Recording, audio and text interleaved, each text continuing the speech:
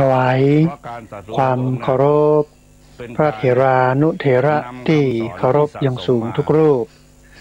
เจริญสุขสวัสดีสาธุชนท่านผู้ฟังทุกคนทุกท่านสำหรับสาธุชนท่านผู้ฟังที่ให้เกียรติรับฟังรายการธรรมาภิวัตรนั่นเป็นรายการวิทยุเพื่อการเผยแผ่พระพุทธศาสนาส่งเสริมการศึกษาและพัฒนาสังคมรายการนี้รับผิดชอบโดยอาตมาภาพพระสาธิตธีระปัญโยผู้อำนวยการสถาบันธรรมาภิวัตรสถาบันเพื่อเผยแผ่พระพุทธศาสนาส่งเสริมการศึกษาและพัฒนาสังคมตั้งอยู่ณที่พักสงฆ์สถาบันธรรมาภิวัตรบ้านศพเตินตำบลศพปาดอำเภอแม่เมาะจังหวัดลำปางสาธุชนท่านผู้ฟังรายการนี้ออกอากาศอยู่หลายลักษณะแรกเป็นรายการสดออกอากาศผ่านทางสถานีวิทยุในเครือข่ายสถานีวิทยุคลื่นสีขาวเพื่อชาวประชาหลายคลื่น หลายสถานีหลายจังหวัดออกอากาศทุกวันอังคารในช่วงเวลาตีสี่ครึ่งไปจนถึง7 โมงเช้าลักษณะที่2เป็นรายการสดเหมือนกันออกอากาศผ่านทางไลฟ์สดในFacebook หรือเพจ Facebook ของวัดไฝหินแล้วก็สถานีวิทยุวัดไฝหินลักษณะที่3เป็นเทปบันทึกเสียงเอาไปออกอากาศผ่านทางสถานีวิทยุเพื่อการศึกษาและพัฒนาอาชีพRadio Network FM 99.50 MHz ของวิทยาลัยเทคโนโลยีและการจัดการกฟผ.แม่เมาะออกอากาศทุกวันศุกร์ในช่วงเวลา 9 โมงเป็นต้นไปแถมลักษณะหนึ่งเอาไปออกทางFacebook ของอาตมาภาพพระสาธิตธีระปัญโย YouTube ของอาตมาภาพพระสาธิตธีระปัญโยแล้วก็เพจ Facebook ของสถาบันธรรมาภิวัตรซึ่ง3ช่องทางสุดท้ายต่างหลังนี้ท่านผู้ฟังสามารถไปติดตามรับฟังย้อนหลังไป Copy Link คัดลอกลิงก์ส่งหรือว่าแชร์ให้กับญาติธรรมได้ติดตามรับฟังกันได้แถมตัวท่านผู้ฟังวันนี้เฮาปะกันในบรรยากาศค่อนข้างที่จะอึมครึมเพราะว่าช่วงนี้การเผาของผู้คนทั้งหลายก็เริ่มนักขึ้นฝุ่นควันPM 2.5 ก็เพิ่มขึ้นแล้วก็เปิ้นฮ้องว่าเข้าสู่ฤดูกาลปลายหนาวต้นร้อน ปลายหนาวต้นร้อนเพราะฉะนั้นท่านผู้ฟังทั้งหลายก็ต้องรักษาสุขภาพตัวเก่าให้นักขึ้นดูแลคือถ้าเป็นไปได้เนาะช่วยกันรณรงค์บอกกล่าวกันเรื่องของการงดเผาถ้าบ้านเราก็จะได้รับความกระทบจากการเผาของบุคคลอื่นอย่างแต่คืนนี้ตั้งหลังวัดท่านผู้ฟังกันนักแกเนอะนั้นไม่ลามเข้ามาแต่คืนเป็นขยมถึงที่เจ้าก็ช่วยกันน้องว่าอันติดตามสถานการณ์อย่างใกล้ชิดนะว่ามันจะลามเข้ามาในวัดเฮาก่อนี่นะพอบ่ได้รับได้นอนท่านผู้ฟังก็ไม่นักกันพอสมควรอันนี้อันนึงเนาะทีนี้วันนี้ท่านผู้ฟังจะอู้เอ่ยกันถึงเรื่องพระพุทธศาสนาในประเทศอินเดียโดยเฉพาะการพลิกฟื้นหรือการกอบกู้พระพุทธศาสนาของพุทธศาสนิกชนในประเทศอินเดียคือประเทศอินเดียเนี่ยท่านผู้ฟังถึงแม้ว่าจะเป็นมาตุภูมิภาษาวิชาการเปิ้นฮ้องว่า แผ่นดินแม่เนาะเป็นมาตุภูมิเนาะของพระพุทธศาสนาเป็นต้นกำเนิดเป็นต้นทานของพระพุทธศาสนาแต่ใครจะไปกึดไปฝันว่าครั้งหนึ่งพุทธศาสนาเกือบจะล่มสลายบนแผ่นดินเกิดของพระพุทธศาสนาเองแล้ววันนี้ก็มีอยู่กระจุกเดียวต้องอัน พระพุทธศาสนาในอินเดียนะท่านผู้ฟังเกิดในประเทศอินเดียนะแล้วก็ตอนเนี้ยมีน้อยเดียวนะมาบรรทัดต่อใดเขาก็คิดว่าในอินเดียเป็นมาตุภูมิเป็นที่เกิดของพระพุทธศาสนามันน่าจะนักนาจารีหน่อยนะคนเขาก็ไปแสวงบุญโลก ไปดูสังเวชนียสถานไปพ่อไปกอยอินเดียกันอย่างนี้นะแต่ปรากฏว่าประชากรอินเดีย1,000 ล้านคนเนี่ยมี มีชาวพุทธ40 ล้าน40 ล้านคนคือบ้านเฮาเนี่ยก็ดูเหมือนว่ามันนักนะ40 ล้านเนี่ยที่มันนักเพราะว่าประเทศเฮาหรือบ้านเฮาเนี่ยมีประชากร67 ล้านหรอกที่เป็นพุทธสัก40 ล้านนี่มันก็เกือบ 80% แล้วเนาะนักแต่ถ้าเอา40 ล้านไปเทียบกับ1,000 ล้านเนี่ยโอ้ยมันน้อยขนาดท่านผู้ฟังถ้าประมาณสัก100 ล้าน200 ล้านอันนี้กับพอว่ากันอยู่นะอันนี้1,000 ล้านนะมีแค่40 ล้านเนี่ยมันก็น่าคิดแล้วในจำนวน40 ล้านนั้นที่เป็นชาวพุทธนั้นก็เป็นชาวพุทธที่เปิ้นฮ้องว่าค่อนข้างที่จะมีสถานภาพที่มันด้อยในสังคมอินเดียเป็นพวกวรรณะจันทานเป็นพวกวรรณะสูตรนะซึ่งเป็นวรรณะที่ต่ำต้อยในอินเดียวันนี้ระบบวรรณะของอินเดียก็ยังมีอยู่นะท่านผู้ฟังแต่มันก็จะบ่เข้มข้นเหมือนสมัยก่อนมันเกิดอะไรอย่างขึ้นกับมาตุภูมิหรือว่าแผ่นดินแม่ของพระพุทธศาสนาถึงทำให้พระพุทธศาสนาซึ่งเกิดที่หั่นเติบโตที่หั่นขยายที่หั่นจะสูญหายจากที่หั่นไปเนี่ยอย่างเหตุปัจจัยอย่างถึงทำให้เกิดภาวะอย่างอีกแล้วมันมีการฟื้นฟูพระพุทธศาสนาที่หั่นก่อนเขาเอาเรื่องพวกนี้ท่านผู้ฟังมาเป็นบทเรียนเขาจะไปกระยิมยิ้มย่องใจว่าโอ้บ้านเฮาเนี่ยเป็นเมืองพุทธโลกอย่าวัดวาอารามพระสงฆ์องค์สังฆเจ้าเต็มบ้านเต็มเมืองใครจะไปคิดท่านผู้ฟังว่าที่เกิดต้นทานของพระพุทธศาสนาตาน้ำของพระพุทธศาสนาคืออินเดียเนี่ยที่พระพุทธศาสนาเคยเจริญรุ่งเรืองนะถึงยุคหนึ่งสมัยหนึ่งพุทธศาสนาเสื่อมถอยทรุดโทรมจนกระทั่งจะสูญหายไปจากประเทศอินเดียเรื่องนี้น่าคิดนะเฮาพอเปิ้นแล้วเฮาหันแล้วนะว่าโอ้มันเป็นอย่างนี้แล้วเฮาวันนี้ถ้าบรรลุขึ้นมาทำอะไรอย่างสักอย่างเนี่ยมันก็อย่าเป็นอย่างเปิ้นนะมันก็อย่าเป็นอย่างเปิ้นเหตุที่อู้เรื่องนี้ท่านผู้ฟังเพราะว่าในสัปดาห์ที่แล้วหรือว่าวันอังคารที่แล้วได้อู้เอ่ยกันถึงเรื่องหน้าที่ของชาวพุทธที่มีอยู่กับการดูแลการใส่ใจอุปถัมภ์บำรุงพระพุทธศาสนาปรารภเหตุข่าวเรื่องของการเคี่ยนสามเณรโรงเรียนพระวิทยาติธรรมของลำปางจะเป็นข่าวดังไปทั่วประเทศโอ้หลายคนก็ด่าหลายคนก็จมนะคือบ่มีเพิ่นฮ้องว่ามามีวิธีการป้องกันแก้ไขมานำเสนอเรื่องพวกนี้มีอย่างเดียวคือด่าคือจมคือว่านะคือบ่นอย่างเดียวเพิ่นบอกว่าแสนล้านคำบ่นไม่สู้หนึ่งลงมือแก้ไขมันถึงเป็นอย่างนั้นแต่แสนล้านคำบ่นไม่สู้หนึ่งลงมือแก้ไขแต่เฮาได้ลงมือแก้ไขบ่ได้เสนอวิธีการแก้ไขแม้แต่ชมอย่างเดียวมันทำให้ได้หันว่าเฮาบ่ได้ใส่ใจหรือห่วงใยพุทธศาสนากันแต่ท่านผู้ฟังมันก็หันตัวอย่างที่ประเทศอินเดียแล้วเอามาพอกอยด้วยกันนี่เนี่ย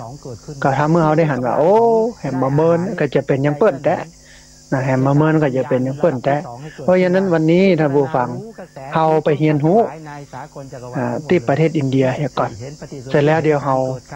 ลองมาพอว่าประเทศเฮาจะเนี่ยอย่างไรได้บ้างซึ่งวันนี้เนี่ย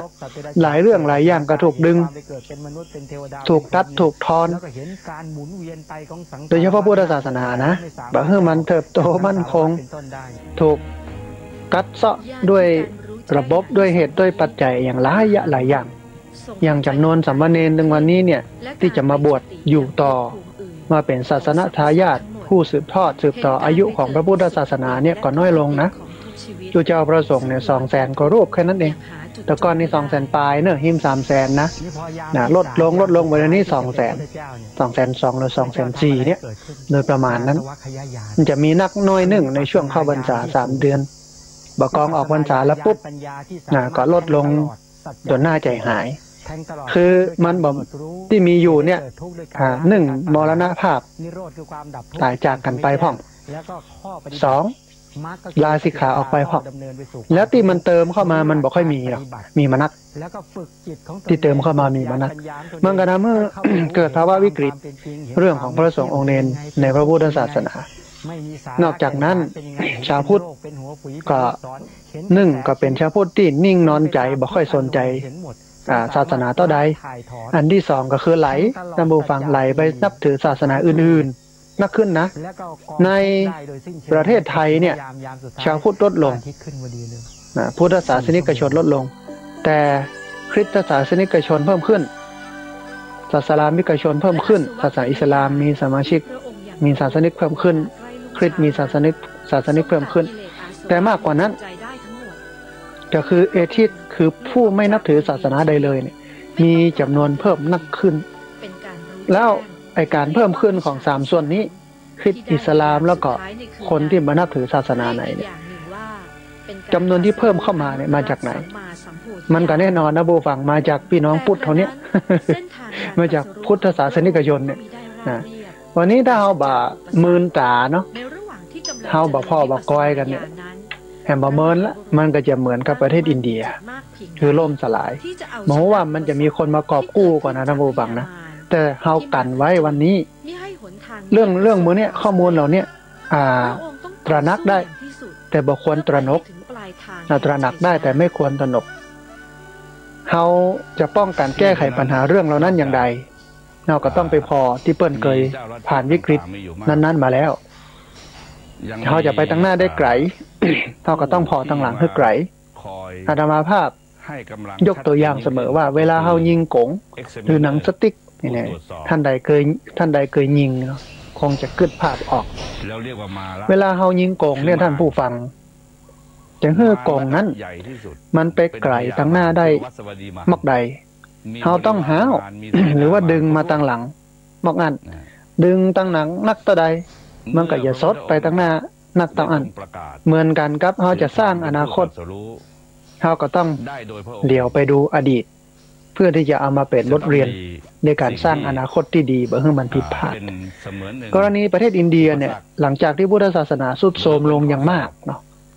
มีอยู่ยุคหนึ่งสมัยหนึ่งมีคนหนึ่งเปิดได้ฟื้นฟูพระพุทธศาสนาขึ้นมาฟื้นฟูโดยการไปศึกษาก่อนไปเรียนรู้พระพุทธศาสนาก่อนหลังจากนั้นก็ไปรณรงค์ปลุกระดมคนให้คนทั้งหลายเนี่ยเข้ามานับถือพระพุทธศาสนาแต่มันอาจจะบัดใจเรื่องของความศรัทธาในพุทธศาสนาโดยตรงแต่มันเป็นเรื่องของการเปลี่ยนสถานภาพทางสังคมท่านผู้ฟังตั้งที่เราได้เรียนรู้มาเนาะว่า ประเทศอินเดียเพิ่นแบ่งวรรณะแบ่งชนชั้นกันออกเป็น4ชนชั้นมีกษัตริย์มีพราหมณ์มีแพทย์แล้วก็มีสูตรนี่เนาะกษัตริย์พราหมณ์แพทย์สูตรและอันนอกเหนือจากวรรณะทั้ง4แล้วเนี่ยมันก็จะมีแห่งวรรณะหนึ่งก็คือคนนอกวรรณะก็คือจันทานจันทานนี่เป็นคนนอกวรรณะจันทานเกิดจากไหนเกิดจากคนที่มีวรรณะสูงไปแต่งงานอยู่กินกับคนที่มีวรรณะต่ำลูกออกมาก็จะเป็นจันทานอย่างนี้เป็นต้นนะท่านผู้ฟังอินเดียเพิ่นถืออย่างนั้นนั้นจันทานนี้จะเป็นคนที่ถูกกดขี่ จะเป็นคนที่สังคมบ่ให้การยอมรับนอกจากบ่ให้การยอมรับแล้วเนี่ยยังรังเกียจ สังคมเปิ้นรังเกียจตัวที่จริงมันมีที่มาที่ไปเกี่ยวกับวรรณะทั้ง4กษัตริย์พราหมณ์แพทย์สูตรกษัตริย์เกิดจากอันไหนอันยังของพระพรหมพราหมณ์เกิดจากอันยังของพระพรหมสูตรเกิดจากอันยังของพระพรหมอย่างนี้นะเปิ้นมีระบบของเปิ้นอยู่ความคิดความเชื่อแต่ว่าเรื่องนี้บ่สำคัญก็เลยบ่อยากเจาะลงรายละเอียดแต่มันที่ต้องให้เรียนรู้ก็คือว่ามันมีคนหนึ่งเปิ้นก็อยู่ในวรรณะจันทานวรรณะจันทานเป็นวรรณะที่สังคมรังเกียจเท่าที่ท่านผู้ฟังทั้งหลายได้ฟังรังเกียจบอกใดบ่สามารถจะใจอันอย่างต่างๆสิ่งของเครื่องใจร่วมกับคนปกติได้ท่านผู้ฟังไม่สามารถจะใช้สิ่งของอะไรยังไงร่วมกับคนปกติได้บ่ต้องถึงว่าจะไปใจสิ่งของร่วมกับคนอื่นนะแค่วรรณะสมมุติเราเป็นวรรณะแพทย์เนาะแพทย์นี่ไม่ได้เหมือนหมอไม่ใช่เป็นหมอนะแพทย์นี่ก็คือหมู่ปอกกาวานิช นะนั่งกินข้าวอยู่อย่างจันทานเดินผ่านแล้วเงาของจันทานเนี่ยมันปาดมาติดถ้วยติดจ้อนที่เขานั่งกินขั้นอยู่เนี่ยต้องขว้างเลยนะท่านผู้ฟังเอาไปขว้างมาได้มันเป็นเสนียดจะไล่โลกมันเป็นคืดอัปมงคลเนี่ยอันจนกระทั่งที่ว่ามันมีร้านน้ำชาร้านกาแฟขายน้ำเปิ้นปั้นแก้วดินเผาเวลากินปุ๊บก็ขว้างปั๊บเพื่อแตกบ่ฮื้อจันทานมากินต่อถ้าจันทานมาไปใจแก้วใจก๊อกที่เขากินต่อเนี่ยมันจะเป็นอัปมงคลต่อเขาคืดแล้วก็ก่อนหน้านั้นหมู่จันทานห้ามมาแตะต้องสิ่งหมู่นี้อย่างนี้เนาะนี่คือระบบความคิดความเชื่อของเปิ้นหมู่จันทานเนี่ยก็จะเป็นหมู่ที่ถูกกดทับเป็นหมู่ที่ผู้คนทั้งหลายในวรรณะสูงเนี่ยมองว่าเป็นคนต่ำต้อยดร.อันเป็นเบกก้าเป็นคนที่อยู่ในตระกูลจันทานเปิ้นพยายามจะปาคนให้พ้นจากระบบวรรณะนี้ให้คนมีชีวิตที่ดีโดยเฉพาะคนในวรรณะจันทานคือก่อนหน้านี้เปิ้นก็อยู่ในระบบของศาสนาพราหมณ์แต่ประกองเปิ้นไปพอว่าศาสนาไหนนะที่จะพาให้คนจันทานมันหลุดพ้นจากระบบความเชื่อนี้จากการถูกกดขี่นี้เปิ้นก็เลยไปนับถือพระพุทธศาสนาเพราะว่าเปิ้นไปเรียนรู้หลักธรรมคำสอนของพระพุทธเจ้าอันหนึ่งที่บอกว่ามนุษย์นั้นมันบ่ได้ดีได้ชั่วเพราะชาติกำเนิดนะมันดีมันชั่วเพราะพฤติกรรมการกระทำของตัวเก่าของเขาหั่นนะดีชั่วอยู่ที่ตัวทำนะสูงต่ำอยู่ที่ทำตัวเปิ้นได้เรียนรู้เรื่องนี้แล้วหันถึงความใจกว้างของพระพุทธเจ้าที่ฮับทุกคนทุกวรรณะเข้ามาเป็นพระในพระพุทธศาสนาบอกว่าจะเป็นคนจนคนรวยวรรณะกษัตริย์พราหมณ์แพทย์สูตรแม้แต่จันทานบอกกองมาบวชแล้วก็เสมอภาคกันหมดอยู่ด้วยกันไปมันแตกต่างกับศาสนาพราหมณ์ศาสนาฮินดูซึ่งมันใช่อย่างอี้เนาะเปิ้นก็เลยปาคนจันทานเข้ามาด้วยการที่เปิ้นปาคนจันทานเข้ามาปฏิญาณตนเป็นพุทธมามกะเนี่ยมันก็ทำให้จำนวนพุทธศาสนิกชนในประเทศอินเดียมันนักขึ้นแต่แน่นอนว่าท่านผู้ฟังในฝั่งหนึ่งคนที่เข้ามาเป็นศาสนิกเนี่ยมันก็บ่ได้เป็นคนที่มีกำลังคือบ่ได้เป็นคนชั้นสูงบ่ได้เป็นคนที่เป็นเรียกว่าอีลิทนะเป็นผู้นำไม่ใช่เป็นผู้นำที่มีอำนาจในการเปลี่ยนแปลงสังคมอย่างนักมันก็ทำให้ประชากรเพิ่มขึ้นแค่นั้นเองแต่ว่ามันก็ยังดีที่มีคนเพิ่มขึ้นแล้วก็ดร.เอเบกาก็มีกระบวนการพัฒนาคนเหล่านั้นอยู่ส่วนหนึ่งมันก็ทำให้พุทธศาสนากลับมามีชีวิตชีวาต่อลมหายใจพุทธศาสนาในอินเดียเฮือกใหญ่ได้พอสมควรเรื่องนี้น่าสนใจท่านผู้ฟังวันนี้ก็เลยอยากจะเอาเรื่องของดร.เอเบกาเนี่ยมาอู้ท่านผู้ฟังทั้งหลายได้ฟังต่อจากเรื่องราวที่อู้เอ่ยกันในวันอังคารที่แล้วอู้ถึงเรื่องความเป็นพุทธศาสนิกชนอู้ถึงเรื่องของการรักษาพระพุทธศาสนาถ้าท่านผู้ฟังตั้งใจฟังอาตมาภาพคือดีเนี่ยจะได้ได้พบหรือได้ทราบได้เข้าใจว่าอาตมาภาพพยายามสื่อสารให้ท่านผู้ฟังได้เข้าใจว่าถ้าเอาบางอย่างสักอย่างในวันนี้นะในการฟื้นฟูในการอนุรักษ์รักษาพระพุทธศาสนาแห่งมาเพิ่นมาหน้านี้ล่มสลายแน่นอนเขาจะไปดีอกดีใจว่าโอ้ยเมืองไทยเป็นเมืองพุทธอีหล่อก็เมืองพุทธบัดอย่างได้เดี๋ยวนี้ทำแท้งเปิ้นอนุญาตแล้วกฎหมายอนุมัติแล้วผ่านสภาแล้วแห่งบักกี้วันนี้ก็จะเอาการพนันอย่างเสรีเกิดขึ้นมาแล้วบักกี้วันนี้ออกข่าวแต่ว่านี้โมที่ทำคาฟเบียร์สดประท้วงรัฐบาลโดยการเอาเบียร์สดที่มันขายบ่ได้นี่นะโดยกฎหมายมันกำหนดว่าห้ามขายมันเอามาเทขว้างประท้วงรัฐบาลเนี่ยก็มันเป็นสัญญาณที่ว่าเห็นน้อยอาจจะมีการผลิตเหล้าได้อย่างเสรีเรื่องของการพนันเรื่องของงานอบายมุขนี่มันอยู่ใต้ดินมันจะกลับขึ้นสู่บนดินเท่ากับจะได้เต็มที่กับมันเพิ่งก็อ้างเรื่องของภาษีว่า โอ้มันอยู่ใต้ดินนี่รัฐบาลบ่ได้ภาษีหรอกขึ้นมาบนดินก็จะได้ภาษีเอามาบริหารประเทศเนี่ยคือแม้แต่เรื่องของการทำแท้งเสรีเนี่ยมันเป็นภาวะความพ่ายแพ้ของศีลธรรมของสังคมเท่ากัน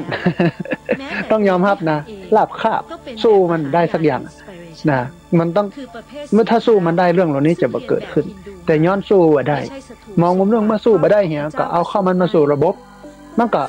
ดีมีส่วนดีแล้วก็มีทั้งส่วนบ่ดีนะผู้ฟังแต่สิ่งเหล่านี้เนี่ยมันทำให้เราหันว่าโอ้พุทธศาสนาในประเทศไทยเนี่ยมันบ่ใช่มั่นคงอย่างที่ภาพที่เราหันมันกลวงมันเหมือนต้นไม้ใหญ่ที่มันกวางตังในต้นไม้ใหญ่ที่กวางตังในเนี่ยถ้าผู้ฟังถ้าลมมากำเดียวเนี่ยมันก็จะล้มนะสังเกตจากไหนสังเกตจากแถมอันหนึ่งก็คือเวลามีข่าวพระนะเกิดขึ้นปุ๊บเฮาก็หลายคนก็เข้าไปด่าแต่บ่มีไผเลยที่ไปนำเสนอวิธีการในการแก้ไขปัญหาหรือบ่เสนอก็ได้แต่ลุกขึ้นมาไปเนี่ยอย่างสักอย่างหนึ่งเพื่อมันนำไปสู่การแก้ไขหรือนำไปสู่ความมั่นคงของพุทธศาสนามีบางคนก็ถึงขั้นถอนตัวออกจากพุทธศาสนาคือบ่นับถือละไปนับถือศาสนาอื่นหรือไม่นับถือศาสนาได้เลยอย่างเงี้ยมันเป็นเพราะว่าวิกฤตท่านผู้ฟังไม่ใช่แม้แต่ข่าวหันข่าวพระบดีแล้วเสริมสถานอันที่ข่าวดีๆของพระมันก็มีที่จะออกข่าวดีๆของพระมันก็จะบ่มีที่จะออกอย่างแต่ว่าวันซืนเนี่ยวันที่30 31เนี่ยอาตมาภาพพร้อมกับคณะทำงานเครือข่ายพระสงฆ์นักพัฒนาภาคเหนือไปประชุมกันที่จังหวัดน่านแต่ที่วัดตรงคำก็ไปอู้เอ่ยกันว่าเราจะฟื้นฟูเราจะพุทธศาสนามันกระจายเข้าไปในชีวิตของผู้คนได้อย่างไรผู้คนทั้งหลายมีธรรมะได้อย่างไรเราจะสร้างเราจะผลิตศาสนทายาทซึ่งเป็นพระสงฆ์องค์สามเณรที่มีคุณภาพมาสืบทอดสืบต่ออายุของพุทธศาสนากันได้อย่างไรโอ้กัน2วันก่อนนะท่านผู้ฟังวันค่ำก็ตึงมีช่องไหนไปทำข่าวนะอาตมาก็เอาลง Facebook อยู่ก็มีคนมากดไลค์อยู่ประมาณสัก100กว่าคนเนี่ยมาคอมเมนต์สัก10คนเนี่ยแต่ถ้าเป็นข่าวทุกเจ้าบ่ดี กดไลค์เป็นหมื่นนะคอมเมนต์เป็นพันนะเนี่ยมันบ่งบอกถึงภาวะหันบางอย่างว่าถ้าเฮาบ่เนี่ยไอ้อย่างสักอย่างนึงแอมบ่เมินมานานนี้พุทธศาสนาในประเทศไทยเฮาล่มสลายแน่นอนเฮาอย่าไปมัวหลงละเลงหรือดีใจกับภาพที่มันเฮาไปกินไปตานคนกันไปลืมวัดวาอารามศาสนาพระสงฆ์องค์เนรเต็มบึดนี่เนาะอันนั้นมันยังเป็นภาพที่มันบ่ใช่เป็นแก่นเป็นสารมันแต่เป็นภาพฉาบทาแต่ถ้ามองลึกพอถึงเหตุถึงปัจจัยถึงแก่นมาแล้วเนี่ยอาจารย์ว่ามันสั่นคลอนเหลือเกินอันนี้ปลุกท่านผู้ฟังทั้งหลายได้ตื่นขึ้นมาเพื่อมีแรงฮึดขึ้นมาช่วยกันช่วยกันกอยพระพุทธศาสนาเอาละท่านผู้ฟังกลับมาสู่เนื้อหาที่จะอู้กันในวันนี้เรื่องของดร.เอ็มเบกามีหลายอย่างถ้าอู้ในสัปดาห์นี้บามดเดียวเฮาไปอู้แห่งสัปดาห์หน้า ถ้ามันมดก็คือมดถ้าบ่มดก็เป็นหยังนะผู้ฟังต่อเรื่องนี้เอาประวัติของเปิ้นก่อนท่านผู้ฟังเอาประวัติของเปิ้นก่อนดร.เอ็มเบกานะหรือชื่อเต็มของเปิ้นก็คือบาบาซาเฮบฮิมเราราจิมเอ็มเบกานะบาบาซาเฮบฮิมเราราจิเอ็มเบกาเปิ้นเกิดในตระกูลวรรณสูตรที่ยากจนที่สุดตระกูลหนึ่งของอินเดียในเมืองนาคาปูรัฐมหาราชทางตอนกลางของอินเดียเมื่อวันที่14เมษายนพุทธศักราช2434ท่านเกิดในหมู่บ้านคนอาทิสุนทรก็คือคนวรรณจันทานคนวรรณจันทานเนี่ยมันมีชื่อห้องคือถ้าเป็นตระกูลจำพวกเนี้ยแสดงว่าเป็นตระกูลของจันทานเนาะบ่ว่าจะเป็นตระกูลหิริจันทร์จันทานอาทิสุธรถ้าเป็นตระกูลมูนีถ้าเป็นตระกูลมูนีเนี่ยแสดงว่าเป็นตระกูลของคนจันทานเป็นตระกูลของคนจันทานอัน หมู่บ้านเนี่ยชื่อว่าหมู่บ้านอัมพาวดีเปิ้นเป็นลูกบ่าวคนสุดต้องคือคนที่14นะของอันป้อรามจิสักปานกับอันแม่พิมพ์มาใบสักปานก่อนที่ดร.เอมเบกาจะเกิดนั่นเนี่ยนั่นผู้ฟัง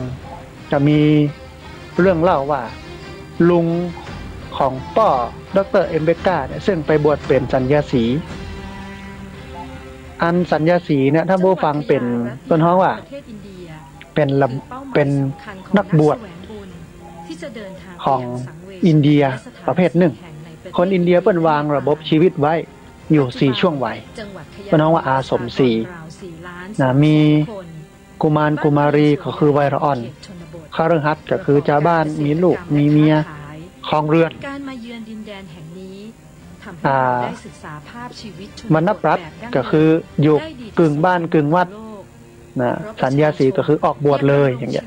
ลุงของป้อของอันดร.เอเบกาเนี่ยเปิ้นก็ไปบวชเป็นสัญญาสี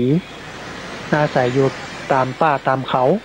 ก็ได้มาพำนักในแถบละแวกบ้านของอัน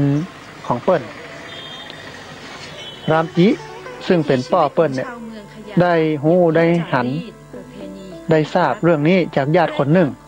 ว่าตัวลุงของตัวเก่าเนี่ยมาพำนักอยู่ใกล้ๆกับไปนิมนต์ให้มารับอาหารที่บ้าน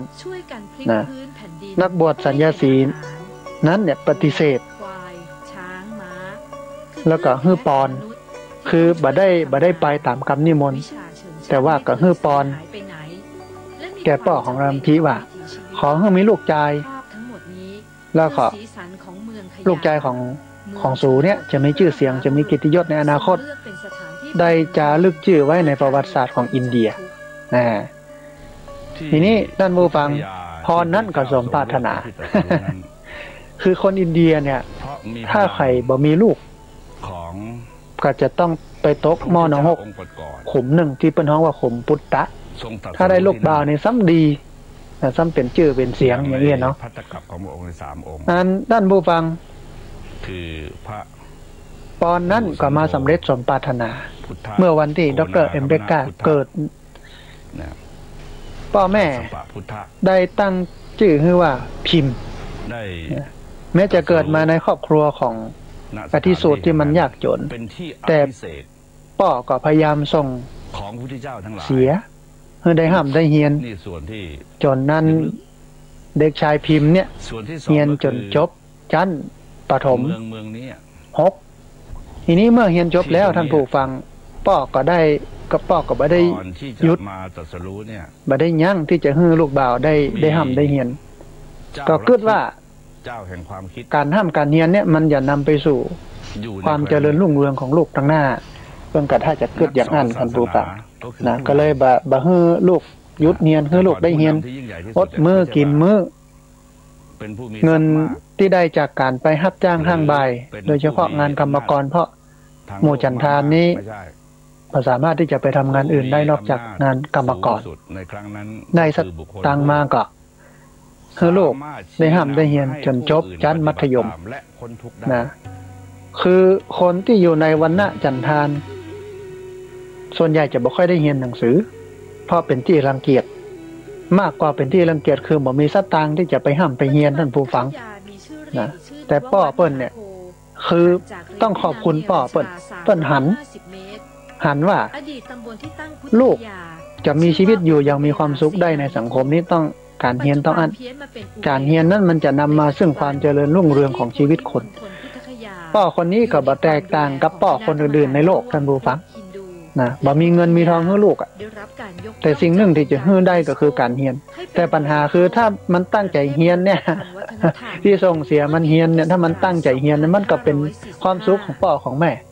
แต่ถ้าส่งมันเรียนแล้วมันบ่เรียนมันอย่างที่เพิ่นว่านะขายควายขายงัวส่งควายเรียนเนี่ยมันก็จะเป็นเรื่องที่อิทธินักของเปิ้น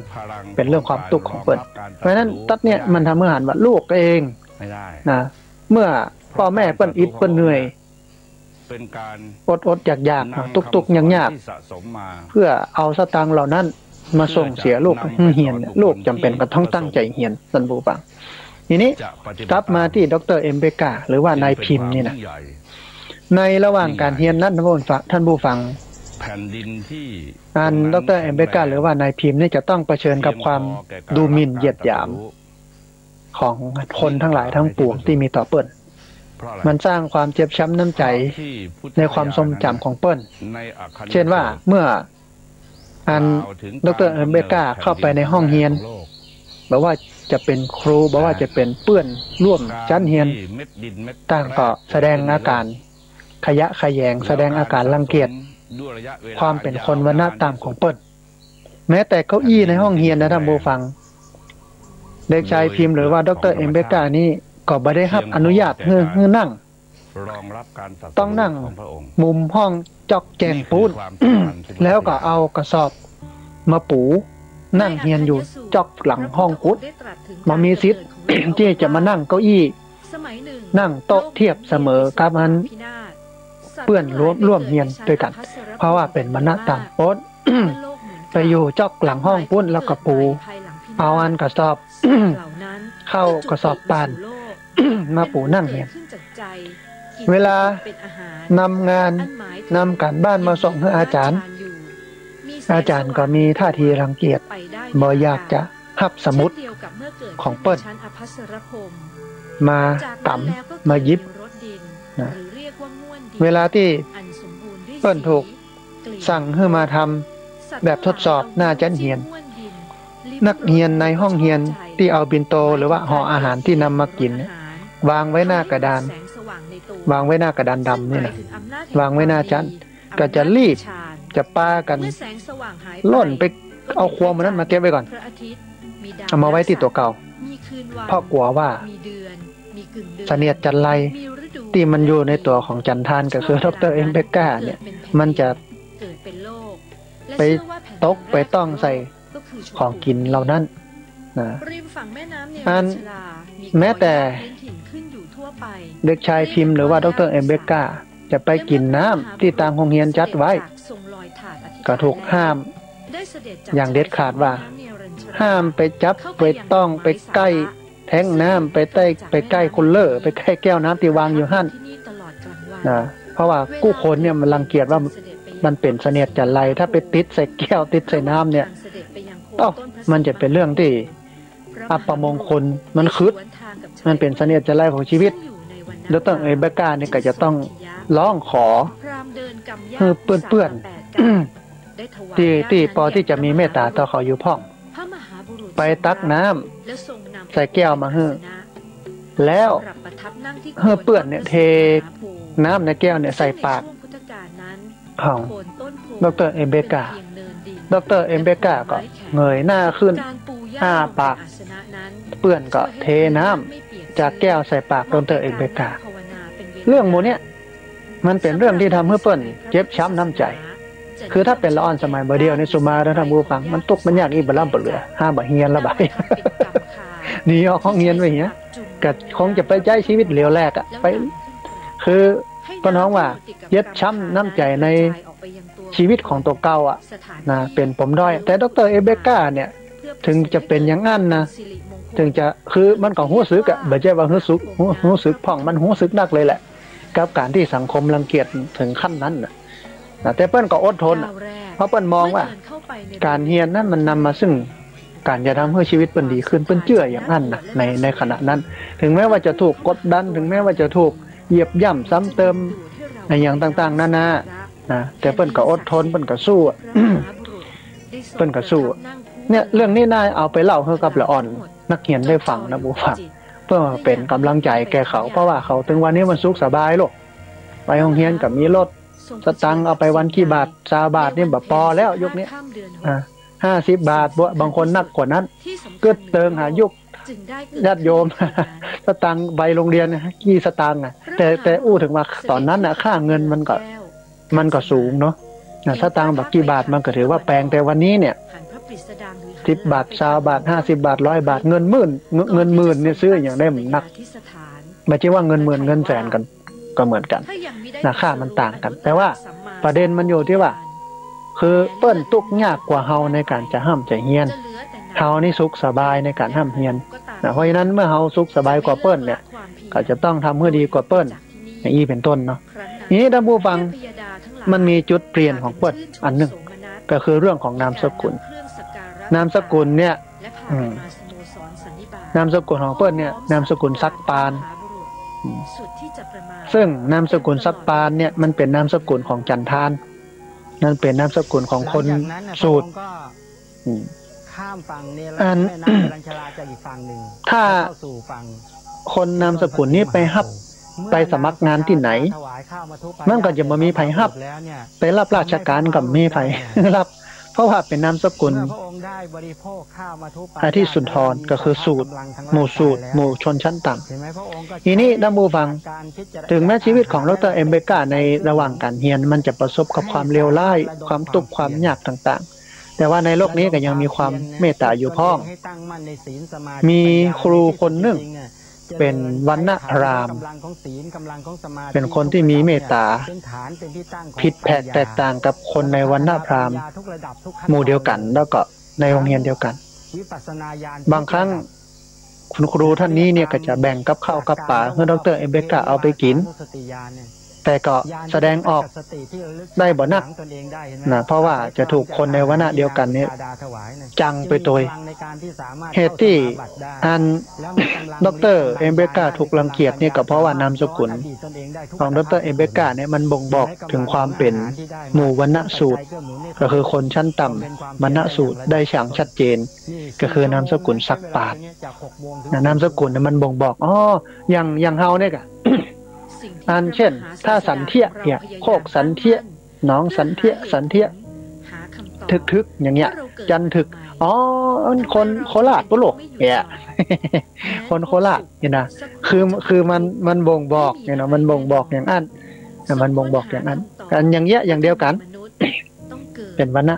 ครูคนนี้ก็ตัดสินใจท่านผู้ฟังครั้งยิ่งใหญ่ของชีวิตแล้วก็เป็นจุดเริ่มต้นของชีวิตใหม่ของดร.เอมเบกาเหมือนกันก็คือตัดสินใจให้ดร.เอมเบกาเปลี่ยนนามสกุลมาใช้นามสกุลของเปิ้ลนามสกุลหมายว่าเอมเบกาเปลี่ยนนามสกุลเอมเบกาเป็นนามจากนามสกุลเดิมคือซักปานเนี่ยมาเป็นนามสกุลเอมเบกาใช้นามสกุลของครูคนนี้ด้วยนามสกุลนี้ท่านผู้ฟังก็ทำให้คนอื่นก็ว่าอันนี้เป็นคนในวรรณพราหมณ์ล้วนเลยเปลี่ยนนามสกุลปุ๊บก็แก้ใบอย่างต่างๆฮื้อนะครูคนนี้นะหลังจากแก้นามสกุลแล้วก็ดีขึ้นน้อยหนึ่งแต่เบิ้ลก็ตั้งใจห้ามใจเฮียนอย่างต่างๆเมื่อเบิ้ลอดทนห้ามเฮียนจนกระทั่งจบชั้นมัธยมศึกษาปีที่6ก็คือม.6 นี้ก็ถือว่าสูงพอสมควรสำหรับคนในวรรณะนี้นะทีนี้เมื่อจบเรียนแล้วท่านผู้ฟังพ่อแม่ก็บ่สามารถที่จะส่งให้เปิ้นได้ไปเรียนต่อได้เพราะว่าบ่มีสตางค์แต่ว่าด้วยความเพียรความพยายามของคนนี้ของดร.เอมเบกาหรือว่าของนายพิมพ์เด็กชายพิมพ์นี่มันก็ทำให้การพ่อเลี้ยงเศรษฐีเมืองบาโรดาซึ่งเป็นกษัตริย์ของเมืองนี้เนาะในอินเดียสมัยนั้นเนี่ยก็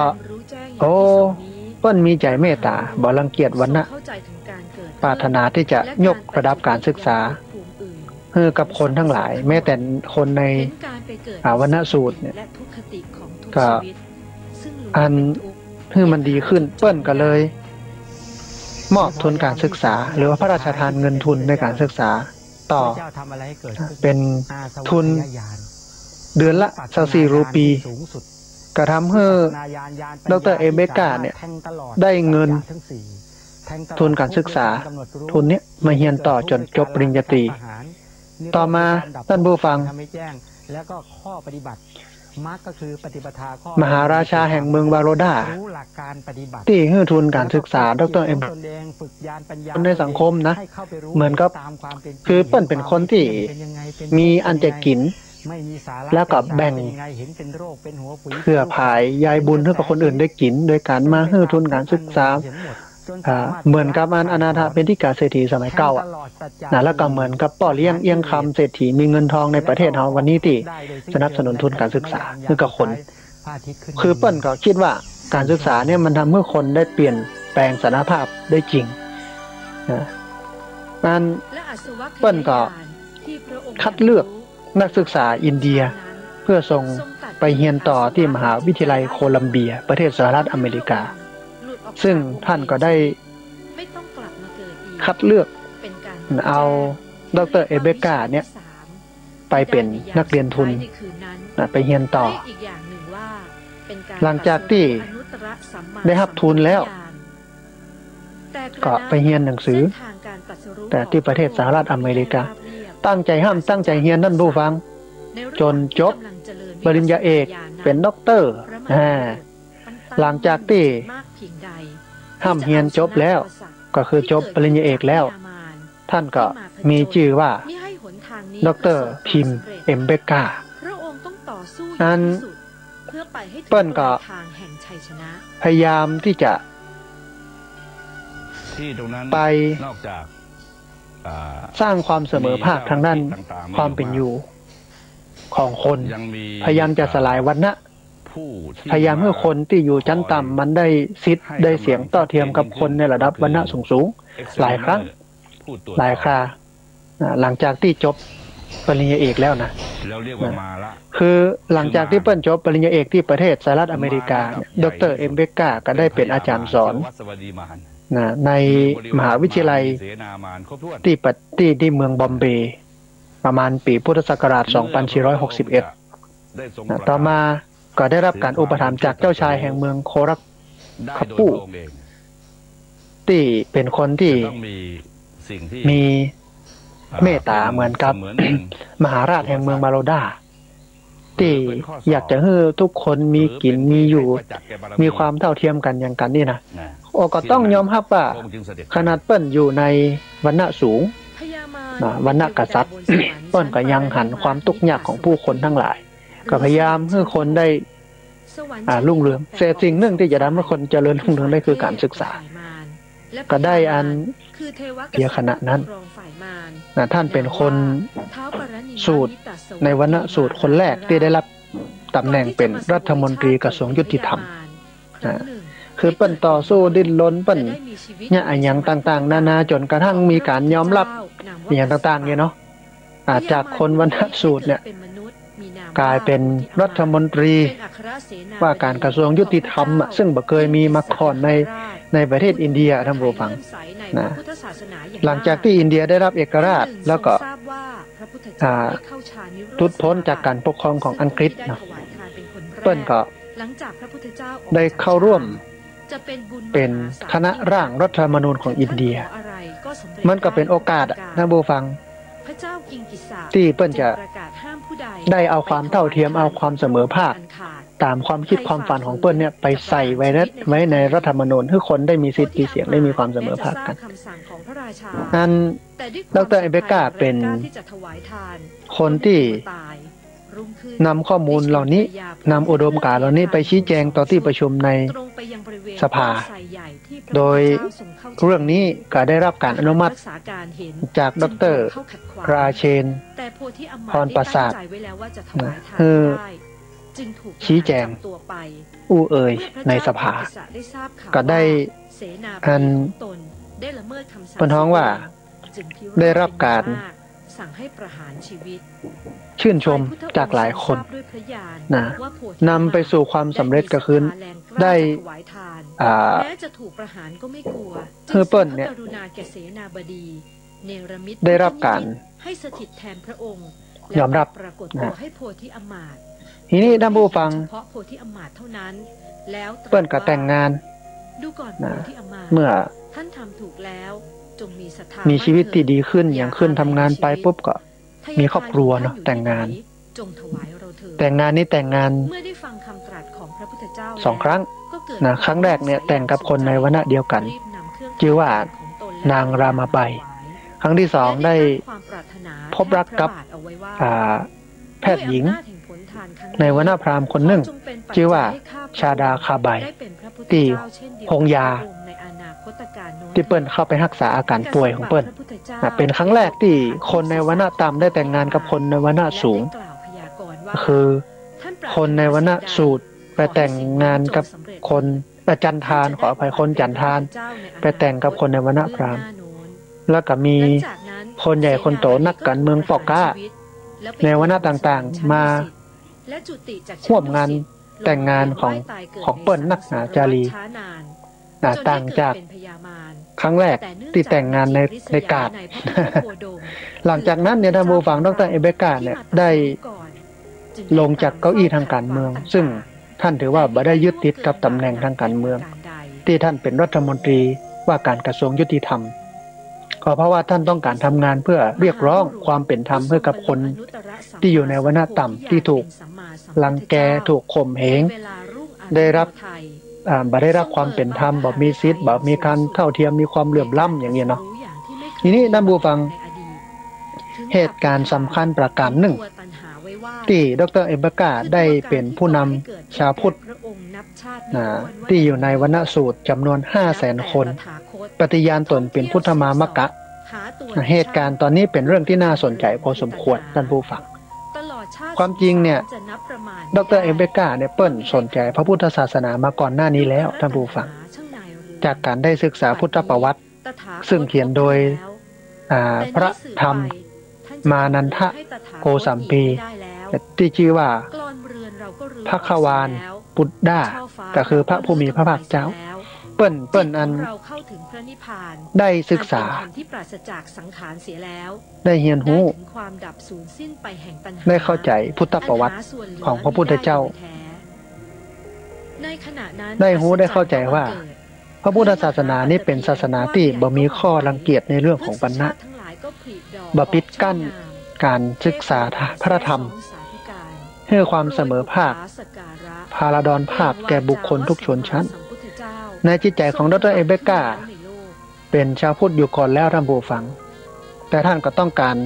ทำให้มันเป็นรูปแบบยิ่งขึ้นสิ่งที่ตั้งใจไว้ก็คือการได้ปฏิญาณตนเป็นพุทธมามกะพร้อมกับพี่น้องชาวสูตรในงานฉลองพุทธชยันตีคือครบรอบ 2,500 ปีของพระพุทธศาสนาได้ดร.เอเบกาเนี่ยก็ได้เปิดท้องว่าสดุดีชื่นชมพระพุทธศาสนาเป็นอย่างมากแล้วก็ได้เขียนหนังสือเพื่อเผยแผ่พระพุทธศาสนาหลายเล่มให้คนได้เข้าใจในพุทธศาสนาซึ่งตอนนั้นเปิ้ลยังบ่ได้ปฏิญาณตนเป็นพุทธมามกะเตื้อคือเปิ้ลก็เป็นพราหมณ์ตอนนั้นนะแต่ว่าเขียนหนังสือพระพุทธศาสนาชื่นชมพุทธศาสนาหลายอย่างก่อนหน้าที่จะมีงานฉลองพุทธชยันตีคือครบรอบ 2,500 ปีในการมีพระพุทธศาสนาเนี่ยเป็นที่ทราบกันดีว่าคณะนั้นอินเดียนั้นมีชาวพุทธอยู่แทบจะฮ้องได้ว่าเป็นจำนวนที่น้อยมากนะคือถ้าเป็นภาษาที่เปิ้นฮ้องกันคืออัปโภหาริกก็คือน้อยมากแทบไม่มีก็ว่าได้อย่าอัปโภหาริกนะน้อยมากแทบจะเรียกว่าไม่มีก็ว่าได้ประชากรพันล้านก่อนหน้านั้นเนี่ยก็มีแค่ประมาณหลักหมื่นเนี่ยหลักหมื่นหลักแสนเนี่ยพันล้านนี่นะหลักหมื่นหลักแสนน้อยขนาดทั้งนั้นที่เป็นมาตุภูมินะเป็นดินแดนเกิดของพุทธศาสนาซึ่งเรื่องนี้มันน่าสนใจซึ่งเดี๋ยววันหน้าวันตาเนี่ยจะมาอู้ฟังว่าทำไมหรือว่าเนี่ยอย่างพุทธศาสนาที่เคยเจริญรุ่งเรืองของที่เจริญรุ่งเรืองอยู่ในประเทศอินเดียถึงได้ใกล้หรือใกล้มดใกล้เสื่อมสลายไปจากประเทศอินเดียทั้งที่อินเดียเป็นมาตุภูมิเป็นดินแดนเกิดเป็นดินแดนแม่ของพุทธศาสนาแล้วเนี่ยใดพุทธศาสนาถึงขั้นที่เสื่อมจากอินเดียจนกระทั่งที่ปอบเหลืออยู่แล้วนะจนน้อยมากนะแทบจะบ่ค่อยมีเลยคืออู้ได้ว่าถ้าดร.เอเบกาเนี่ยบ่มาพลิกฟื้นนี่นะก็ถ้าจะสูญหายไร้หมดไปพุทธศาสนาในอินเดียนะถ้าจะบ่เหลือบ่ลอยอย่างสักอย่างละนะย้อนกลับมาตัดนี้ก่อนที่ดร.เอเบกา จะฟื้นฟูพุทธศาสนาขึ้นในประเทศอินเดียด้วยความเลื่อมใสศรัทธาเนี่ย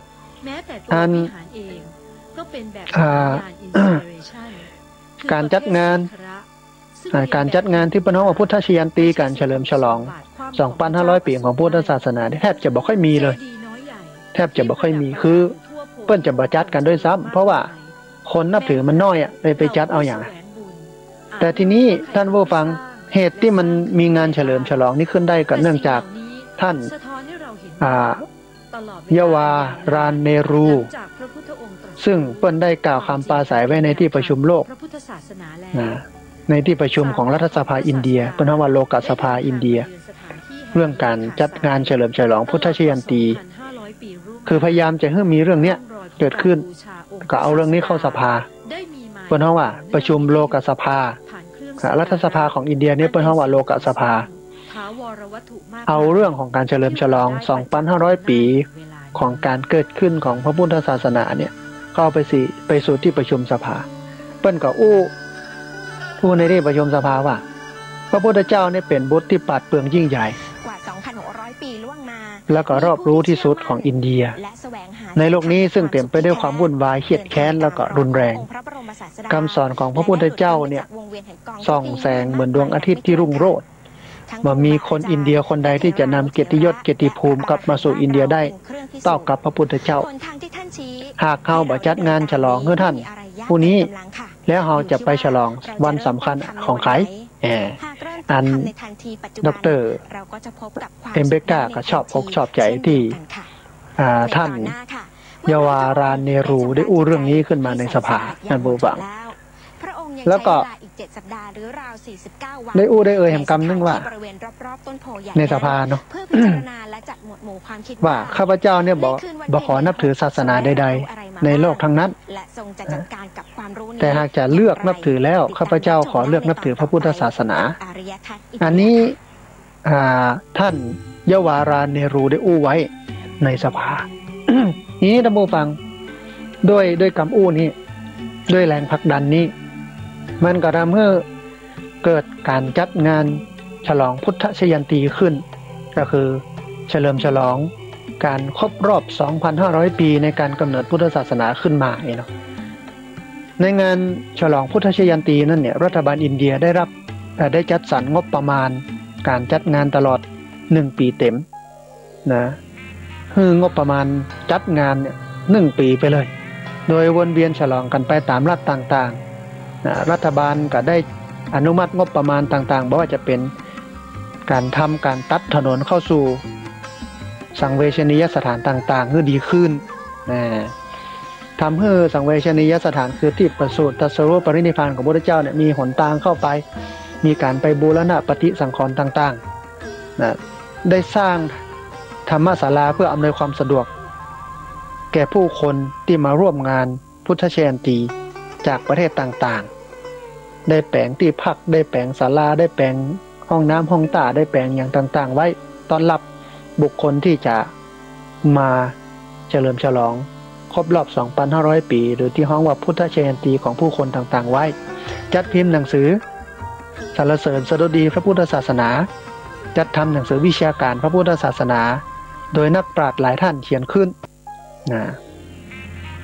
มันก็ทำให้รู้สึกว่าพุทธศาสนาเนี่ยมีชีวิตชีวาขึ้นมาหรืองอกงามงอกเงยขึ้นมาหลังจากที่เหี่ยวแห้งจนกระทั่งที่ว่าจะเหลือพุทธศาสนาแล้วนี่นะการเสียงสวดพุทธังสรณังกัจฉามิเนี่ยกึกก้องดังขึ้นในประเทศอินเดียแห่งครั้งหนึ่งคืออันที่มันต้นไม้ที่มันเหี่ยวเฉารอวันตายวันนี้มันได้รับการรดน้ำใส่ปุ๋ยพรวนดินประคบประหงมมันก็แตกหน่อต่อยอดงดงามขึ้นมาโอ้ฟังแล้วพอแล้วในขนลุกท่านผู้ฟังการบรรลุธรรมของพระศาสนาคืออะไรสำหรับการปฏิญาณตนเป็นพุทธมามกะนั้นเนี่ยดร.เอมเบกกาได้นำชาวบ้านชาวจองที่เปิ้นอยู่ในวรรณสูตรปฏิญาณตนเป็นพุทธมามกะที่เมืองนาคาปูสาเหตุที่ท่านเลือกเมืองนี้ เป็นผู้ที่มีความ แทนที่จะเป็นเมืองสำคัญใหญ่ๆอย่างเช่นบอมเบย์หรือว่าเดลีเนี่ยเปิ้นให้เหตุผลว่าเป็นคำอู้ของเปิ้นนะเปิ้นบอกว่าผู้ที่ทำการเผยแผ่พระพุทธศาสนาในระยะแรกนอกจากพระสงฆ์คือชนเผ่านาคซึ่งถูกพวกเผ่าอารยันกดขี่ข่มเหงต่อมาชนเผ่านาคได้พบพระพุทธเจ้าพระองค์ได้ทรงแสดงธรรมจนชนเผ่านาคเหล่านั้นเลื่อมใสปฏิญาณตนเป็นชาวพุทธและเผยแผ่พุทธศาสนาไปทั่วเมืองนาคาปูนี้เป็นเมืองที่พวกเผ่านาคตั้งหลักแหล่งอยู่นะนั้นจังหวัดขยามีประชากรราว 4,300,000 คนท่านผู้ฟังบ้านเรือนส่วนใหญ่อยู่ในเป็นเรื่องที่น่าสนใจประกอบการเกษตรเป็นเรื่องที่น่าสนใจก็คือคำกล่าวของดร.เอเบกาเนี่ยมันมีข้อมูลอยู่นักพอสมควรจะว่าไปแล้วเนี่ยหลังจากที่พุทธศาสนาเริ่มถูกทำลายจากอินเดียเมืองนาคาปูเนี่ยเป็นเมืองที่มีชาวพุทธอาศัยอยู่มากแล้วก็เป็นเมืองที่พี่น้องชาวสูตรนะก็คือคนวรรณะต่ำอยู่นักพอสมควรดังนั้นเนี่ยศูนย์กลางพุทธศาสนาในอินเดียปัจจุบันนี้ที่เป็นคนวรรณะอธิสูตรก็คือวรรณะต่ำเนี่ยจึงอยู่ที่เมืองนาคาปูเมื่อนักหนังสือพิมพ์ถามถึงเหตุผลในการนับถือพระพุทธศาสนาของดร.เอเบกาดร.เอเบกาก็ได้กล่าวว่าเพราะการกระทำอันป่าเถื่อนของ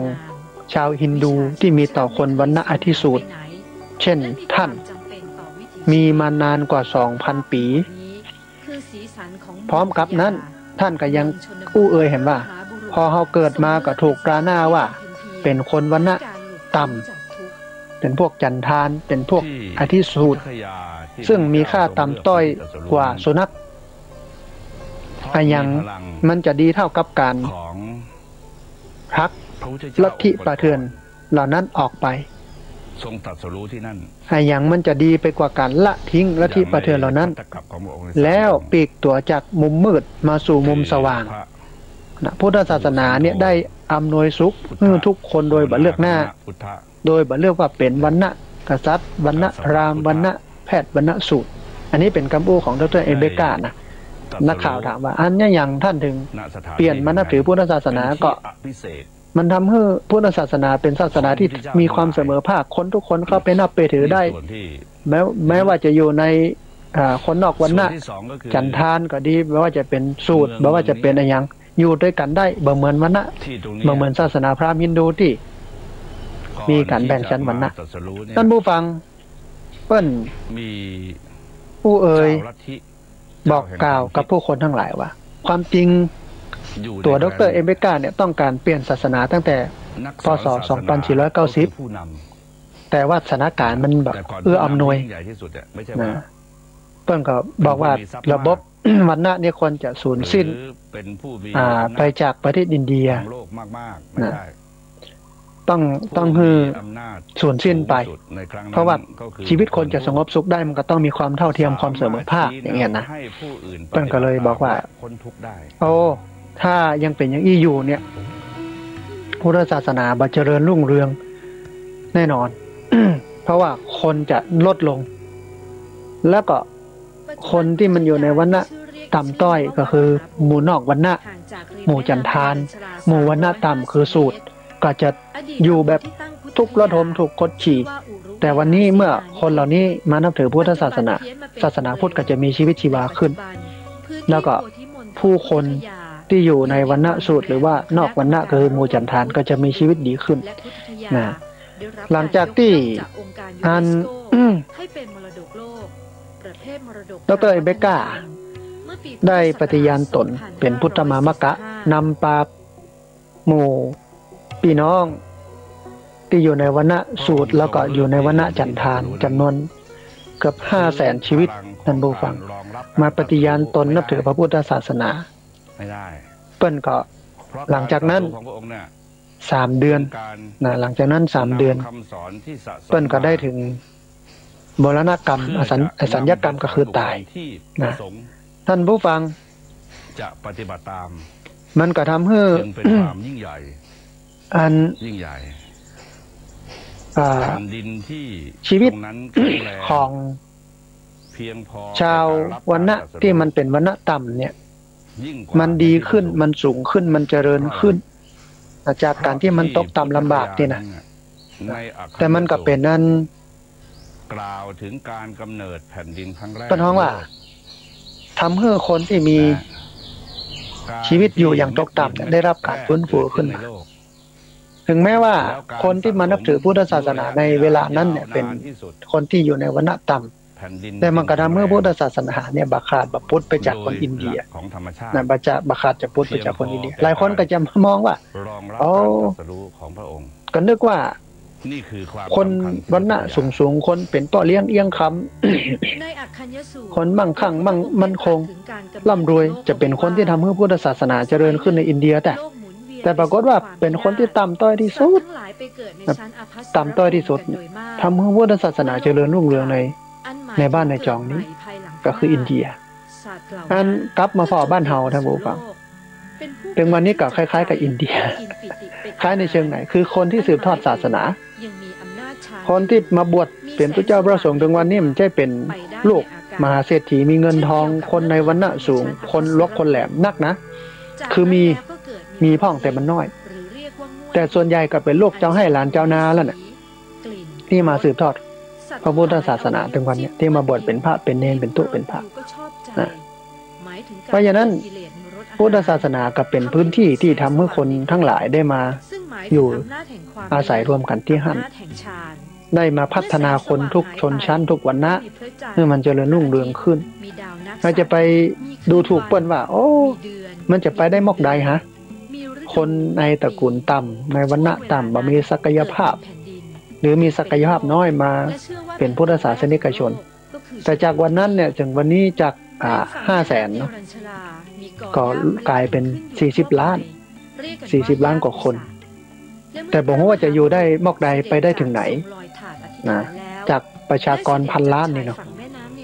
อันนั้นเป็นเรื่องของเปิ้นซึ่งมันกับบ่น่าห่วงอย่างนัก แต่มันเรื่องของเฮาเนี่ย67 ล้านเนี่ยเป็นชาวพุทธอยู่40ล้านบอกว่าวันนี้ถึงก่อไอ้นะแล้วชาวพุทธอย่างใดท่านผู้ฟังวันนี้ มันไม่ใช่ชาวพุทธมันเป็นชาวพราหมณ์นะหันปวก ขึ้นมาเหมือนโหบไอ้ไข่อ่ะกลับไปไหว้ถ้าเป็นโหบพระเจ้าพระพุทธรูปมันก็ยังน่าไหว้อยู่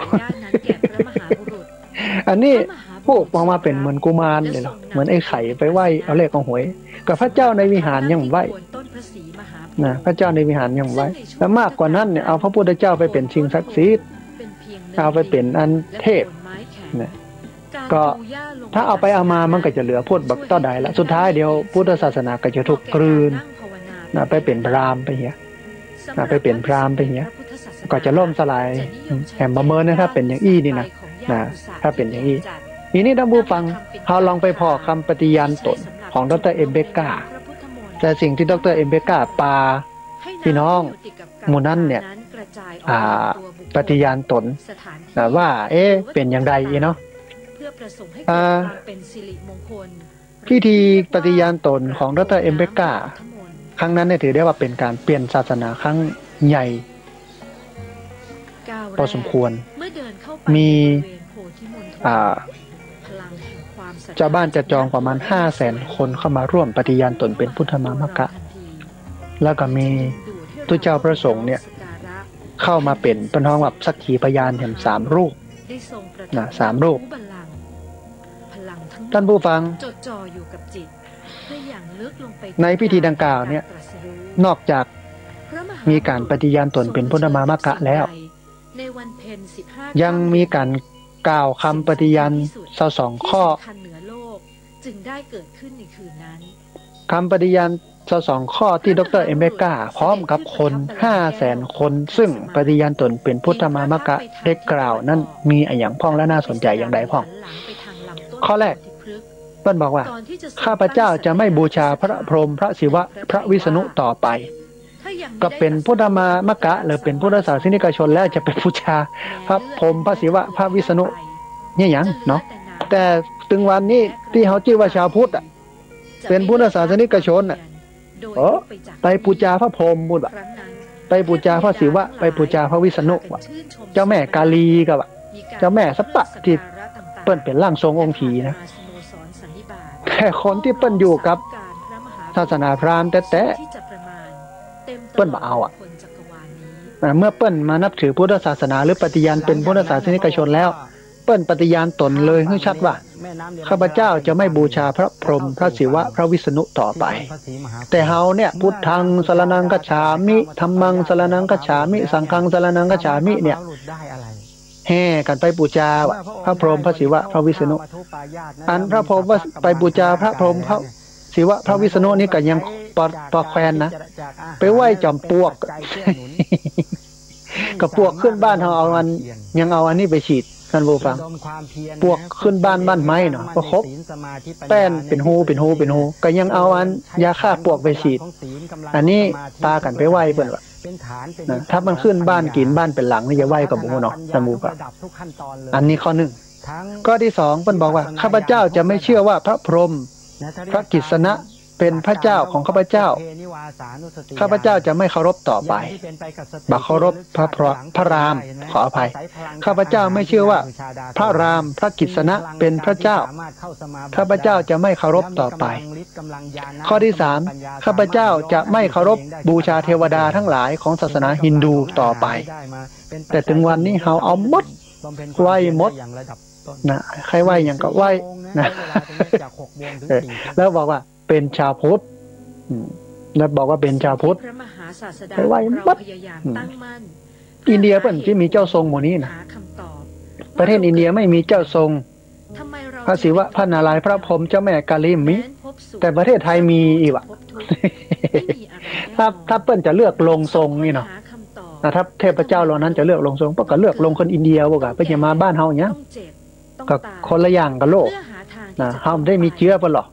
ถ้าเปิ้นจะลงกันเลือกญาติพี่น้องเพิ่นกันเนาะท่านผู้ฟังเนาะแต่ลูกหลานเปิ้นบ่นะอันนี้ข้อ3นะข้อ4เปิ้นบอกว่าข้าพเจ้าจะไม่เชื่อลัทธิอวตารต่อไปอวตารนี่ก็คือว่าพระพรหมพระศิวะพระนารายณ์แปลงตัวมาเป็นพระพุทธเจ้าแปลงตัวมาเป็นเทพองค์นั้นองค์นี้บ่เอาแล้วนะข้อ5เปิ้นบอกข้าพเจ้าไม่เชื่อว่าพระพุทธเจ้าคืออวตารของพระวิษณุการเชื่อเช่นนั้นคือคนบ้านะในอินเดียเนี่ยก็ศาสนายุคหนึ่งพุทธศาสนาเจริญรุ่งเรืองศาสนาพราหมณ์ก็ถ้าอย่างอันนี้บ่ได้ละศาสนาพราหมณ์เขาจะเสื่อมสลายไปจากอินเดียเพราะจำนวนพุทธศาสนาหรือพุทธศาสนิกชนมีจำนวนเพิ่มขึ้นก็เลยใช้ระบบอวตารก็คือว่าเนี่ยพระพุทธเจ้านี่ก็เป็นพระวิษณุเนี่ยแปลงร่างมาเป็นพระพุทธเจ้านะเพื่อให้คนไปนับถือพระวิษณุมากกว่าพระพุทธเจ้าหรือนับถือพระพุทธเจ้าก็ต้องวันนับถือพระวิษณุอย่างนี้เป็นต้นอันนี้คือลัทธิอวตารดร.เอเมกาก็บอกว่าข้าพเจ้าจะไม่เชื่อลัทธิอวตารต่อไปข้าพเจ้าจะไม่เชื่อว่าพระพุทธเจ้าคืออวตารของพระวิษณุการเชื่อเช่นนั้นคือคนบ้าอันนี้แหงนะท่านผู้ฟังนะอันที่6เพิ่นบอกว่าข้าพเจ้าจะไม่ทำพิธีสาปและบิณฑบาตแบบฮินดูต่อไปข้าพเจ้าจะไม่ทำสิ่งที่ขัดต่อคำสอนของพระพุทธเจ้าอันนี้ข้อ7ข้อ8คือข้าพเจ้าจะไม่เชิญพราหมณ์มาทำพิธีทุกอย่างไปหมายความว่าขึ้นบ้านใหม่แต่งงานจะบ่มีพิธีพราหมณ์แล้วบ่มีพิธีพราหมณ์ของเขาเนี่ยหมดเป็นพิธีพราหมณ์หรอขึ้นเต้าทั้ง4ก็พราหมณ์สืบชะตากับพราหมณ์จะให้พราหมณ์บวงสรวง จะแปลงวิหารแปลงโบสถ์จะไปทำอย่างขึ้นศาลพระภูมิพระเพิ่มพราหมณ์หมดแต่อันนี้คือคนพราหมณ์ปฏิเสธความเป็นพราหมณ์เพราะเปิ้นนับถือพุทธศาสนาแล้วเปิ้นก็บ่เอาความเป็นพราหมณ์ของเรานี่ศูนย์มัดเอาทุกอย่างเพอเอาไปเอามาพูดเหลือสักซาวที่เหลือเป็นพราหมณ์ 80% ข้อที่9เพิ่นบอกข้าพเจ้าเชื่อว่าทุกคนที่เกิดมาในโลกนี้ มีศักดิ์ศรีและฐานะเสมอกัน ขออภัยท่านผู้ฟังข้อที่10 เพิ่นบอกข้าพเจ้าจะต่อสู้เพื่อความมีสิทธิและเสรีภาพเสมอกันข้อที่11เพิ่นบอกว่าข้าพเจ้าจะปฏิบัติมรรคมีองค์8โดยครบถ้วนนี่น่าสนใจนะข้อที่11เนี่ยข้าพเจ้าจะปฏิบัติตามอริยมรรคมีองค์8โดยครบถ้วนเปิ้นปฏิญาณตนอย่างนั้นเนี่ยนะ สัมมาทิฏฐิคือความถูกต้องจะต้องเกิดขึ้นสัมมาอาชีวะสัมมาวาจาสัมมากัมมันตะหรือถ้าสรุปก็คือจะปฏิบัติตามหลักศีลสมาธิปัญญาของพุทธศาสนาอย่างถูกต้องครบถ้วน4 ชั่วโมงข้อที่11เป็นบอกว่าข้าพเจ้าจะปฏิบัติข้อที่12ขออภัยท่านผู้ฟังข้าพเจ้าจะบำเพ็ญบารมี10ทัศน์โดยครบถ้วนน่าสนใจนะข้อที่13เป็นบอกข้าพเจ้าจะเผยแผ่จะแผ่เมตตาแก่มนุษย์และสัตว์ทุกจำพวกข้อที่14มันบอกข้าพเจ้าจะไม่ลักขโมยคนอื่นข้อที่15ข้าพเจ้าจะไม่ประพฤติผิดในกามข้อที่16มันบอกว่าข้าพเจ้าจะไม่พูดปดข้อที่11มันบอกข้าพเจ้าจะไม่ดื่มสุราข้อที่18คือข้าพเจ้าจะบำเพ็ญตนในทานศีลภาวนาข้อที่19คือข้าพเจ้าจะเลิกนับถือศาสนาฮินดูที่ทำให้สังคมเลวทรามแบ่งชั้นวรรณะข้อที่20ก็คือข้าพเจ้าเชื่อว่าพุทธศาสนาเท่านั้นที่เป็นศาสนาที่แท้จริงข้อที่21ข้าพเจ้าเชื่อว่าการที่ข้าพเจ้าหันมานับถือพุทธศาสนานั้นเป็นการเกิดใหม่ที่แท้จริงข้อสุดท้ายตั้งแต่บัดนี้เป็นต้นไปข้าพเจ้าจะปฏิญาณตนตามคำสอนของพุทธศาสนาอย่างเคร่งครัดท่านผู้ฟังยังมีหลังจากปฏิญาณตนเป็นพุทธมามกะแล้วดร.เอเมกาได้กล่าวเป็นสัตยาธิฐานว่าข้าพเจ้าเกิดมาจากตระกูลที่นับถือศาสนาฮินดูแต่ข้าพเจ้าจะขอตายในศาสนาในฐานะพุทธศาสนิกชนนี่คำนี้เนี่ยน่าสนใจท่านผู้ฟังนะเพื่อนบอกว่าข้าพเจ้าเกิดมาในตระกูลที่นับถือศาสนาฮินดูแต่ข้าพเจ้าจะขอตายในฐานะพุทธศาสนิกชนคือเปิ้นชัดเจนนะเปิ้นบอกว่าพุทธศาสนาที่ดีที่สุดแม้ว่าเกิดมาในศาสนาพราหมณ์ฮินดูแต่ขอตายในฐานะที่เป็นชาวพุทธแต่วันนี้ท่านผู้ฟังเขาเองซึ่งเป็นชาวพุทธเข้าสวนกันหมดทุกอย่างทุกเรื่องบ่แยกนะบ่แยกคือมันชัดเจนอาตมาภาพไปงานหนึ่งปกติเป็นคนที่บ่ฮับกิจนิมนต์คือถ้าฮับเนี่ยก็ต้องเอาแบบของอาตมาภาพบ่ต้องจัดอันอย่างนักหนาจารีไปถึงก็ไหว้พระฮับศีลฟังธรรมเพื่อนักที่สุด ฟังการเทศน์การบรรยายบ่ต้องทำพิธีอย่างเยอะนะเพราะพิธีกรรมบางเรื่องบางอย่างมันเลอะเทอะมันเป็นมันหมอกบางพุทธธรรมเอาไหว้พระฮับศีลฟังเทศน์เป็นหลักนะท้ายที่สุด หลังจากตายแล้วอย่างแล้วก่อนจะไหว้พระก่อนจะลาพระก็นั่งสมาธิสงบจิตใจงานจะต้องจัดแบบเรียบง่ายประหยัดประโยชน์เดี๋ยวก็ไปงานหนึ่งเนาะก็เป็นลูกศิษย์บ่ไปก็บ่ได้เนาะนะโอ้จัดสืบชะตาเปิ้นก็จมนะโอ้อิดบอดพระอาจารย์ต้องมาเนี่ยมายังไม่กำสืบชะตาเนี่ยที่จริงเปิ้นก็มีระบบอันเจ้ามีระบบบริการติดเนี่ยมาฮื้ออย่างนี้นะแต่ว่าค่าใช้จ่ายมันสูงเปิ้นก็ไปเนี่ยเองเนี่ยเนาะไม้กำ3 อันตั้งบนแต่ตั้งลุ่มเนี่ยแต่ละต้นเนี่ยไม้กำงามไม่งามน้อยๆเนี่ยต้องไปตัดต่ออายุเจ้าของบ้านโอ้